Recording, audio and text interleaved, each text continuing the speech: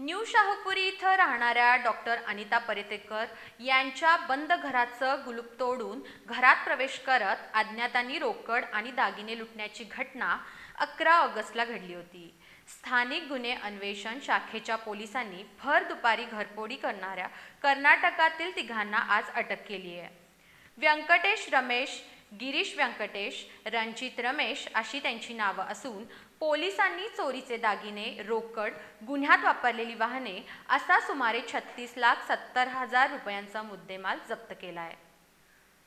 New Shahupuri परिसरात राहणाऱ्या doctor Anita परितेकर या 11 ऑगस्ट रोजी कामानिमित्त बाहेर गेल्या होत्या। यावेळी भर दुपारच्या वेळी त्यांच्या बंद घराचं कुलूप तोडून घरात प्रवेश करत अज्ञातांनी घरातील रोकड, सोन्या चांदीचे आणि हिऱ्यांचे दागिने, मोबाईल संच लंपास केले होते। या प्रकरणी डॉक्टर परितेकर यांच्या फिर्यादीवरून अज्ञातांविरोधात शाहूपुरी पोलिसात गुन्हा दाखल करण्यात आला होता। या गुन्ह्याचा समांतर तपास करताना स्थानिक गुन्हे अन्वेषण शाखेच्या पोलिसांनी अत्यंत कौशल्यपूर्णरित्या तपास करत डॉक्टर परितेकर यांच्या घरफोडीची आज उकल केली आहे।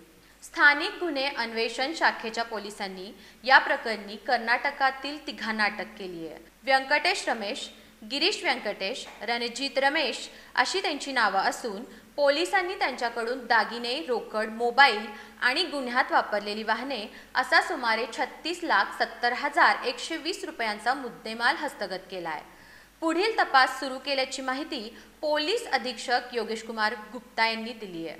या कारवाईत स्थानिक गुन्हे शाखेचे पोलीस निरीक्षक रवींद्र कळमकर, पोलीस उपनिरीक्षक संतोष गळवे, शेष मोरे, अंमलदार महेश खोत, लखनसिंह पाटील, शुभम संकपाळ, संजय कुंभार, सागर माने, महेश पाटील, विजय इंगळे, संदीप बेंद्रे, विशाल चौगले, विलास किरोळकर, अमित सरजे, समीर कांबळे, योगेश गोसावी, सुनील पाटील, सागर चौगले आणि सायबर शाखेचे सचिव बेंडखळे धनंजय घुगरे यांनी सहभाग घेतलाय।